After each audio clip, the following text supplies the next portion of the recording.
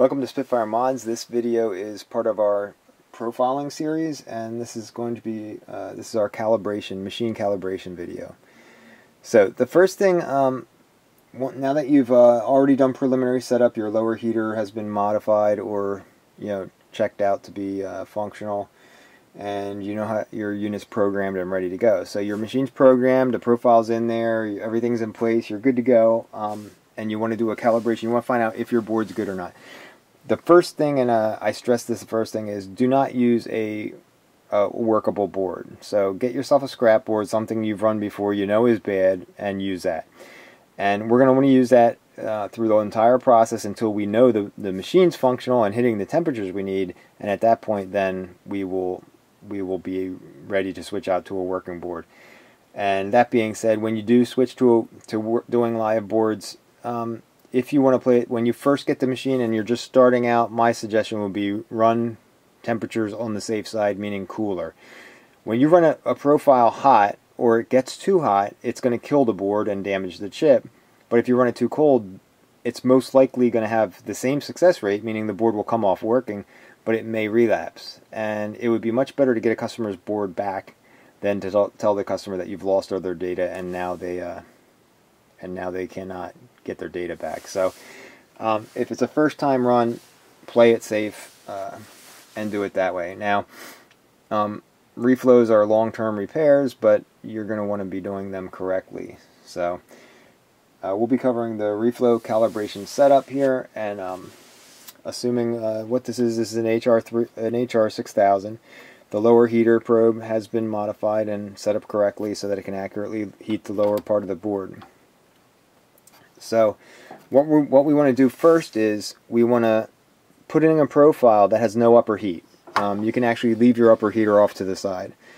And we're going to run the profile with the bottom heat only. So what you would have to do on this unit is you'd have to program your upper heat hot air unit to just run at 10 degrees or something, and program your lower heater to run the normal temperature profile. So say your profile for this machine is a 50, 100, 130, 160, 170, 180 profile. That's what you would run on you would put that in your lower heater controller, and then you would run your regular heat on your upper controller. And what you'll find is that will what we're going to do is we're going to run that profile then after we have it with our component probe. So our component's probed as shown in your preliminary setup video. It's probed on the tip of the chip in Xbox fashion. This is a PS3, but we have it laid out to show you a better view. This would be an Xbox board's probe. It's probed under the corner of the component, and we would turn our unit on. We would let it run a full cycle. Now, a full cycle is the end of the preheat cycle. You want to run at least that long. So if your preheat cycle is 10 minutes or 8 minutes or 7 minutes, that's how long you want to let the unit run with the lower heater on, and then you want to monitor your temperature on this probe. So you can plug it into a digital meter. Some units you can plug it into the machine itself, and that's the temperature that you will be monitoring. Now that temperature needs to hit your preheat board temperature, which if you don't know, you should email us or call us and find out what that is, but it's typically between 165 and 180.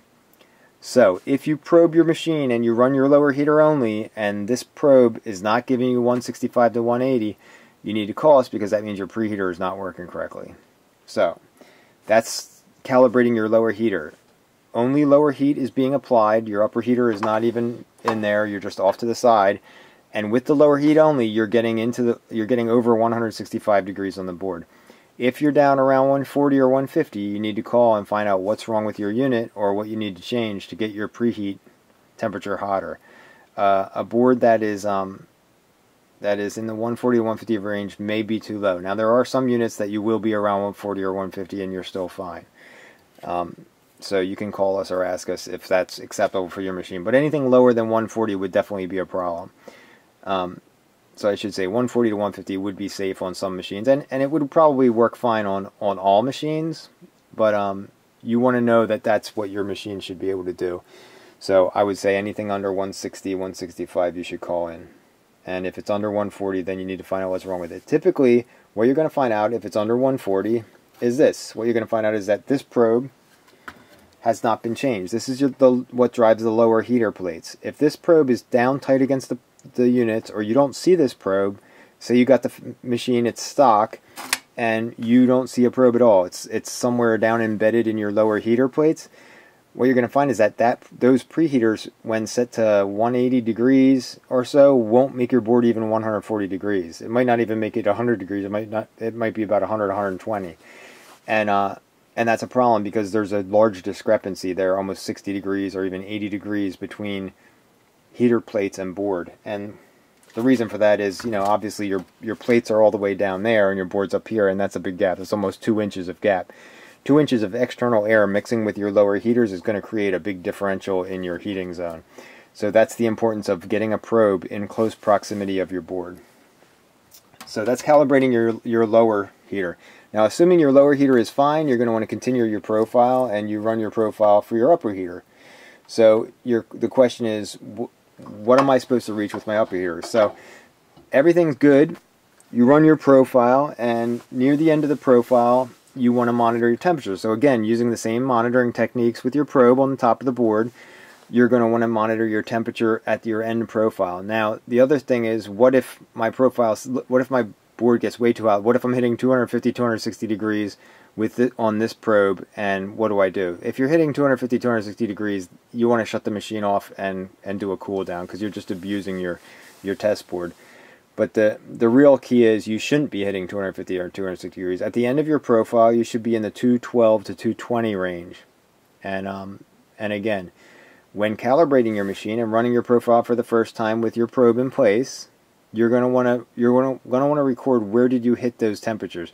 So as your machine goes through its phases, it's good to keep a track, like to maybe take a timer and write on a piece of paper, write the numbers 1 through 15. And then every minute write down the temperature your component probe is reading. And what we can do is we can graph that and see if that's a healthy profile. So every minute you're going to want to write on a piece of paper, write 1 through 15 on the left, and then on the right hand side you're going to want to write the degrees in Celsius for each minute. And when you're done, you'll be able to actually go back and look at that paper then and see what exactly you had, so that if you didn't catch it while it's running, you didn't miss it. And the importance there is we want to know what your machine hit at the end of the profile. At the end of your profiles, if you have a good profile in there and the profile is working correctly, you should be around 221 degrees near the end of the profile. If your profile is close, let's say your profile is ending at 210 to 212, and your probe's good, and you tried a different board, you tried PS3, you tried Xboxes, and you're still 210 or 212. What we would recommend is going back to look at your temperature of the first step. The first step was to check your lower heater, and let's say your lower heater temperature was 160 or 155, and then when you run your profile you were 110 or 210 or 212 degrees Celsius. Most likely your preheat phase is not giving your board enough heat to maintain the temperature of the board so that your chip or your component can get up to 221. So what you're going to want to do is you're probably going to want to increase your lower heat temperature by 10 to 15 degrees. If you're 10 degrees off, kick your lower heater up 10 degrees and rerun your profile and see if that corrected it. Now the thing is, if that didn't correct it, try kicking it up another 10 degrees, and if you can see it's getting close and you get it and another 10 degrees gets you there, then you're probably fine. What you can do then is shut down and then rerun the first step, which is checking your lower heater. And then if that's good, everything's safe, it's in the 180 or less temperature zone, then you're fine. Then that profile, that's how you adjust your profile. Now every profile you get, and this is important, when you get the profile and you put it in your machine, that doesn't mean that your profile is going to hit right at the end 221 degrees. It may hit it, and a lot of times it will, but what that profile will do at your location is not exactly the same as what it did at our location, even though you may have exactly the same machine with the exact same modifications. And that's an important thing to stress, is almost 99% of the guys out there are copying their buddy's profile, and they're saying it works because I copied it from him and he knows what he's doing and that's a good profile. That's totally wrong. About 99% of what you read on the internet, on the forums, and all over the place is just wrong. And I hate to say it, but it's 99% wrong. You can't copy somebody else's profile and put it in your machine. You can't, even if you have the exact same machine made by the same company on the same transformer and everything's the same and you live in the same city, you can't copy it. And the question is, technically it's an impossibility for your machine to run the same profile as somebody else's. And the reason is the resistance of your plates, the voltage going in at your home, everything is going to be a little different. So your BTU output is going to be a little different. So you're not going to hit the same temperatures. You're not going to have the same timeline. You're not going to have the same profile or the graph. If you graph it, you're not going to have the same graph as the other guy did. And you're going to think, hey, there's something wrong. I'm doing something wrong. You're going to move your probe. You're going to start basically scrambling around and changing things over and over to create what the other guy is getting. And what it is your machine can't do that. Your machine needs a profile developed for it and just for it. And what you'll find is that this is the calibration part of it, but we also have videos for profiling your machine. And what you're going to need is you're going to need to spend a little time profiling your machine. And profiling it is basically just a more advanced calibration. Is you want to find out what temperature your board needs to be. So let's say you preheat and you run your preheater at the temperature we specify, and your board gets to 160. That's fine, but you can control your board's temperature, and you can control your profile by rerunning that, cooling everything down, and rerunning it again, and adding to the temperature until you get a board temperature of 180. That's called building a profile or controlling your profile. You can make your graph look however you need it to look just by controlling that. Now the problem is most guys will make their board spit out the right temperature, but they don't have a three-phase graph. They're ramping too fast, they're not holding a soak, they're doing something wrong which is creating a bad repair, and they're still having problems. So even though you might be able to get your board to hit the right temperature, you may still not have a profile that works or that gives you a good repair.